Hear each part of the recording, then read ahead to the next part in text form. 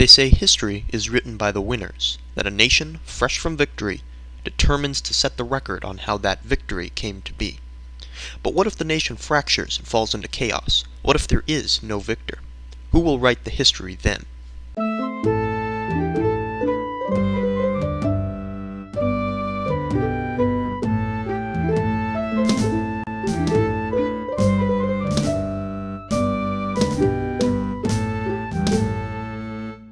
Diarahed soas antashron Mackay Jane. This is a history of Scotland, and also part 2 of our history of the Celts. In the last episode we covered the origins and politics of the Gallic and Brythonic Celts, and we saw how the lowlands were divided and organized among 3 great confederacies, the Brigantes, the Ottadini, and the Caledonians. In this episode we'll gaze north and west, looking at the isolated tribes of the Highlands and the raucous island beyond them. While much of Celtic history can be fit into neat little patterns, explaining the origins of the Irish is often difficult. It would make sense that they would just be settlers from Britain, but instead they appear to belong to an entirely separate branch. Britons and Gauls were P-Celtic groups, while Irish was Q-Celtic. It's mostly a linguistic distinction, meaning that while a Welshman would say barrow, an Irishman would pronounce it with a weaker Q sound, something like quairu. This shouldn't be difficult to explain. The substrate theory says that these pronunciations are just holdovers from some pre-Celtic Irish language, except sometimes Q-Celtic will turn up in Galicia and parts of Belgium. There's a second hypothesis, the invasion theory, that relies heavily on Irish mythology and drawing parallels to the mythological Irish races, the land-clearing Partholoni, the farming Nemedians, the iron-wielding Fair Bolg, and the Celtic Milesians, determining them to be, respectively, the Neolithic Irish, the Bronze Age Beaker culture, the Belgic Celts, and the Celtic Irish. Apart from the fact that this theory is weaker than goat cheese, let alone Swiss, there is some appeal to it, and that's why I'm going to mention it here. As mentioned, elements of Q-Celtic have come up in Belgium, and there's ample evidence of Belgic control in southern Britain and Belgic place names in Ireland and the uplands. So it is plausible that the Belgae played a part in the rise of Q-Celtic, but most historians agree that Brythonic and Irish, strange as they are still distinct from the Belgic and Gaulish of the continent. That substrate theory, however, may hold more water. Both Scotland and Ireland had very small populations with smaller Celtic minorities, and the ways in which they dealt with their populations produced very different results. The harshness of the uplands is reflected in these northern Celts. In Ireland, the need for arable soil seems to have led to an eradication and a subsuming of these pre-Celtic societies, while in Scotland the lack of resources may have forced the 2 groups to cooperate and merge, producing a very different strand of Celtic life. However land was obtained, it was never enough, and warfare dominated life. In our last video we distinguished administrative cares from defensive duns, but in the uplands only dums mattered. The brocks and the forts indicate an unstable and fractured state. Things were so chaotic an entirely new fortification emerged in Ireland, the ring fort. Ring forts developed from simple farm enclosures, indicating that every house, every building, every patch needed to be defended. In Ireland, this could only take one bad harvest to spark famine, and desperate farmers raided each other for food. In Scotland, where counting on a good harvest in a year was rare, it would have been worse. Raiding was constant and survival uncertain. War had always been a part of Celtic life, but in the Highlands it took on a whole new dimension. In such a fractured state, the sort of large tribes or civitates that became central to the Celts elsewhere never took root, and life remained centered around the pagus, known in Ireland as the Fine. The Fine shared in harvests and provided defense, and allowed survival in the dangerous world. These desperate times led to new ideas, and in Ireland the Fine was everything, even suppressing individualism. A more incredible break when you consider how classical writers remark on the Celts' love of personal glory and wealth. But in Ireland and the uplands, the Fine rose or fell together, with no half measures and a strength that influenced the rise of the clans 500 years later. The intensity of these connections can be seen in the Log Hinech, or the blood feud. If a member of one Fine killed or dishonored a member of another Fine, the victim's family could take revenge, not only on the perpetrator, but on anyone in his extended family, who would respond in turn. Gory as it may be, this so far was pretty normal. Cultures from Portugal to Arabia had similar laws of retaliation, and developed deterrence and systems of compensation. The Scandinavian Vergild, or blood price, coming to mind. But in Ireland, instead of the perpetrator paying the family of the victim, his entire fine was responsible for that payment. A similar system emerged in Wales, known as the Galanus and the Sarhad, which was strictly codified, with charts to determine the exact value paid and how much each person had to pay and would receive out of it. This is coming very close to an idea that I have trouble grasping, the point at which the individual becomes inseparable from the collective, and it speaks to the importance of the fine to survival in these areas. The period of which we speak is the Irish Dark Age, bracketing Roman rule in Britain. Settlement declined, war and raids grew common, and individual fines swarmed across Ireland. Referring to kings in this period is generous, although there's evidence of regional warlords who could claim the title. The Flaithe Sinharin, the sovereignty of Ireland, seems a very old tradition, perhaps Indo-European in origin. We've talked about the interrelation of kings and power in the last video, but among the Irish, it was often very different. The king served as the focal point of the tribe, or tuath, carrying out ritual and law, but not acting as a leader. Instead, a class of warrior aristocrats and priest advisors developed, absorbing the king's power and strengthening their fines at his expense, similar to the decline of emperorship in medieval Japan. Under the king, Celtic society seems organized into three main classes, but we have to be careful here. The fact that most Indo-European societies have a priest class, a warrior class, and a subject class encourages us to fit every culture into that model. So while we can identify a subject class, this often seems subdivided into the taíog, or peasantry, ailt, or laborers, and chaltud, or foreigners and slaves. Above this class, divisions again emerge. We've already discussed the warrior aristocracy, who included landlords and powerful merchants, but they were joined by the Aesdona, a nebulous group Nor Chadwick cites as the intelligentsia. The Aes seems to have grown out of this priest class, as it included druids, but also included skilled craftsmen, jurists, physicians, and artists. This group is interesting because they were not tethered to a fine or a tuatha as the other classes were, operating instead on a traveling circuit and providing cultural unity to Ireland. This group also included bards, who could hold positions comparable to kings. Without a written language, oral history was critical to Celtic culture, and powers of memory were incredible. Roman writers were astounded by Celts who could quote 600-page epics, and Gaelic eloquence was considered unrivaled in the ancient world.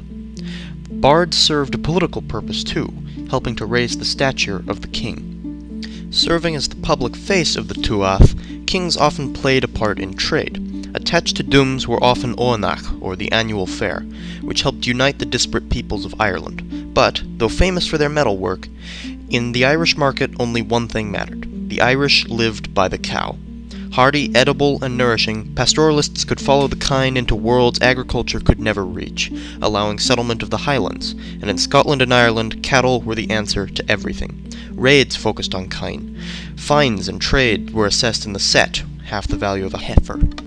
And a lord rich in kine rivaled the power of a king, and a king rich in kine could shape history. Not just kings, however. Queenship was not unheard of, and many groups, particularly in Scotland, determined the rigdama matrilineally. Women seem to have held prestigious positions in ritual and war, and many famous heroes trained under warrior women. But trying to compare their rights is often difficult, as law tended to distinguish between a number of different types of marriage, with variations of power in each. In Scotland, particularly in the northeast, purely formal arrangements between queens and visiting princes seem to dominate the record, and speak to a migratory lifestyle. We've mentioned the importance of fishing to the Scots before, and it seems in the early 1st century they had developed quite the fleet for fishing the North Sea, trading with the Scandinavians and plundering their neighbors. There was very little kings could do to stop them, and local lords vied for power against them. With the disparateness of Irish and Scottish life, it should not be surprising that society differed across these regions. Yet by the beginning of the Common Era, that tradition was coming to a boil. There seems increasing uncertainty in the historical record, and it seems the ancient fine was giving way, bloodily, stubbornly, to the great Irish kingdoms. As with Britain, a Belgic or a Brythonic invasion may have led to the confederacies in the south, but I would focus in the north, where conflicted stories of the rise of the Infiachta demonstrate how Gaelic society shaped their world. Archaeology tells us the north of Ireland was inhabited by the Cruithin, an ancient people fractured into petty states. From the Greeks, we are told the northwest was controlled by the Hnechtneti people, in Irish tradition remembered as the Hnechtmacht. one of the coched, or fifths, that divided Ireland. Apart from struggles with the Luagne of Mayo, the Nechneti ran an efficient and large territory that could be labeled an early kingdom, overseeing some 30 fines with a distant but effective approach. The same was not true of the northeast, where records grow sparse and the instability grows. The three Tuatha of the area, the Robogdi, the Unlandi, and the Darini, were beginning to feel the pressures around them, and the region grew increasingly troubled in the late BC era. In 10 BC, the Darini petty king Conachbar Aberrada was overthrown by Crimthan Nyanar. Little is known of this man, except he made a month-long journey with his aunt Nyan, returning with bountiful gifts and perhaps his wife Bain. Such journeys were not uncommon. As the new king, he would need allies, but his wife is recorded as a princess of Alba, indicating that Crimthan was looking beyond his petty kingship. Whatever his efforts to secure the throne, when he was killed in an accident, his state collapsed. His young son had to reconquer much of his father's land, defeating the usurper Cabre Queenship. And there's another interesting note, because Cabre is associated with the Fair Bolg, and they are strongly associated with the south. Keep in mind we're talking about the far northeast and far southeast of Ireland, two areas that weren't politically united again until 1542, and which remain culturally divided even today.